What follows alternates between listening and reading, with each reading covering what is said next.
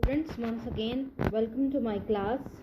Today we shall conclude the lesson number 2, Jinnah's Vision of Pakistan. In the previous lectures, हमने उसको दो हिस्सों में, दो लेक्चर्स में पढ़ा. जिन्नाह's विजन ऑफ पाकिस्तान, उनकी स्पीच के बारे में पढ़ा, उनके मेन पॉइंट्स पढ़े. ठीक है, आई होप कि आपने साथ साथ पॉइंट्स बनाए होंगे और उसको साथ साथ लर्न करते गए होंगे.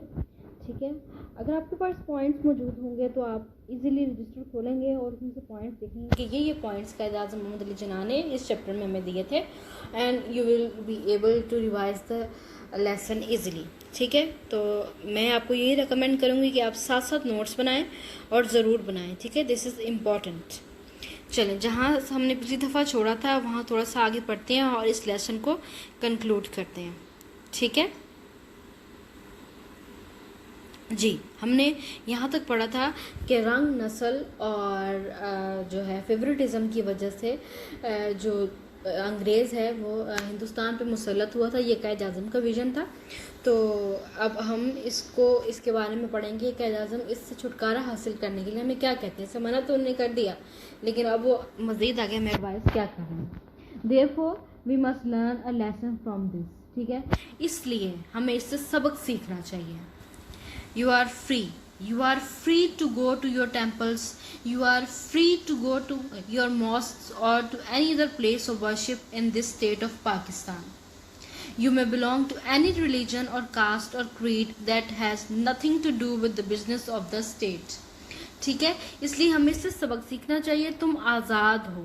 ठीक है, मेन पॉइंट इसका नोट कर लें. That Quaid Azam said you are free to move, to worship and to do what ever you want. और इसका असर तुम्हारे असम्बली में रुकन होने की पे नहीं पड़ेगा.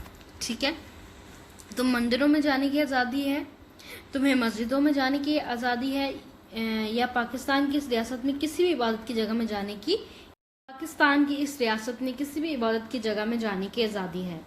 चाहे तुम्हारा ताल्लुक किसी भी मज़हब, ज़ात या अक़ीदे से हो, इसका रियासत के मामले से कोई ताल्लुक नहीं.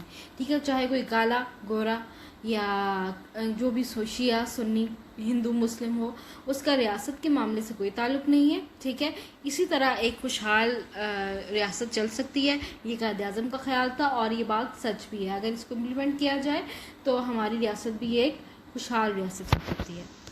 Now I think we should keep that in front of us as our ideal, and you will find that in the course of time Hindus would cease to be Hindus and Muslims would cease to be Muslims, not in the religious sense, because that is the personal faith of each individual, but in the political sense as citizens of the state. अब मेरा ख्याल है कि हमें इसे अपने सामने बतौर मिसाल रखनी चाहिए. और तुम देखोगे कि वक्त गुजरने के साथ साथ हिंदू हिंदू नहीं रहेंगे और मुसलमान मुसलमान नहीं रहेंगे. मज़हब के लिहाज से नहीं, क्योंकि वो तो हर एक फ़र्द का ज़ाती अक़ीदा है, लेकिन सियासी एतबार से एक रियासत के शहरी होने की हैसियत से.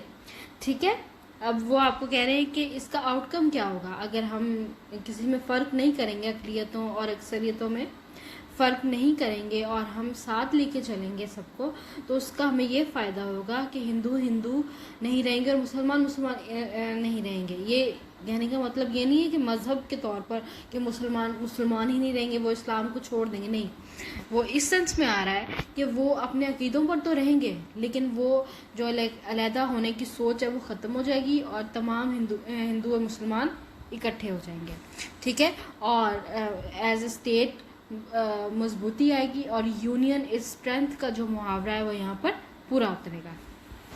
Well gentleman, I do not wish to take up any more of your time, and thank you again for the honor you have done to me.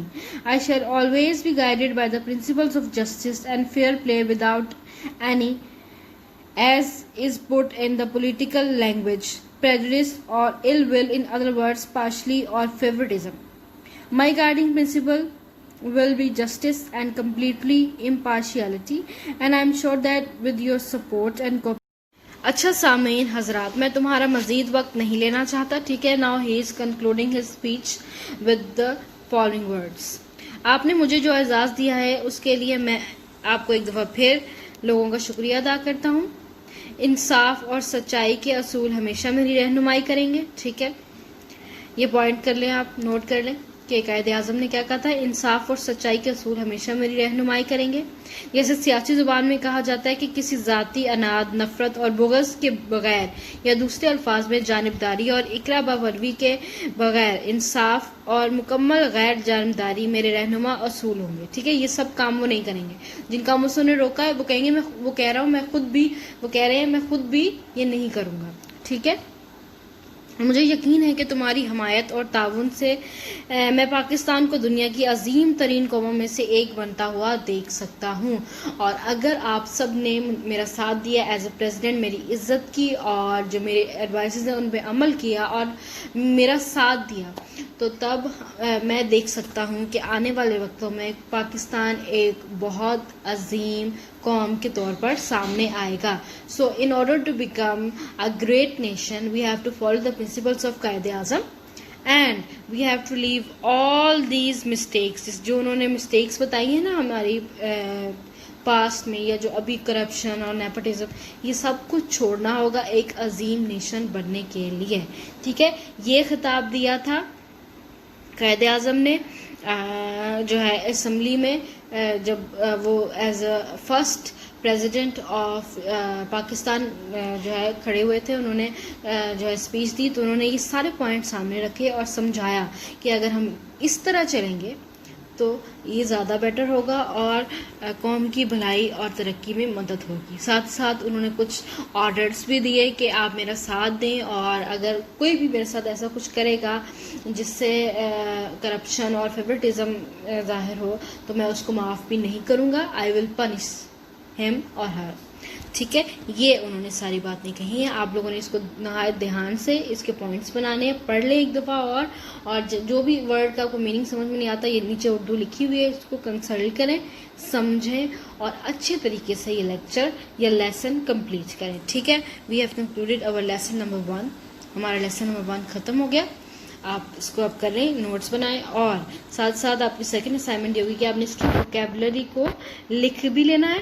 ٹھیک ہے، اور اس کو سمجھنا ہے، یاد کر لینا ہے. ٹھیک ہے، یہ دیکھیں، ڈو ناٹ کریم اٹ، اس کے رٹا نہیں آپ نے لگانا ہے، اس کو سمجھیں اور اس کو یاد کریں. ٹھیک ہے، یہ سارے جو ووکیبلری دی ہیں میں that would be important for you. ٹھیک ہے، آپ کو اس میں MCQs میں آئیں گے. ٹھیک ہے، اپنے جو ہے لیسن کے اینڈ پہ نکال کے یہ سارے دیکھ لیں اور اس کو سارا آپ جو ہے یاد کر لیں اور انڈرسٹینڈ کریں. ٹھیک ہے، follow my instructions with care.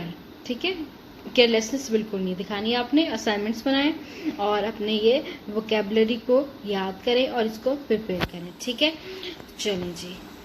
If you find any difficulty then you can ask me. So take care. Allah Hafiz till the next time.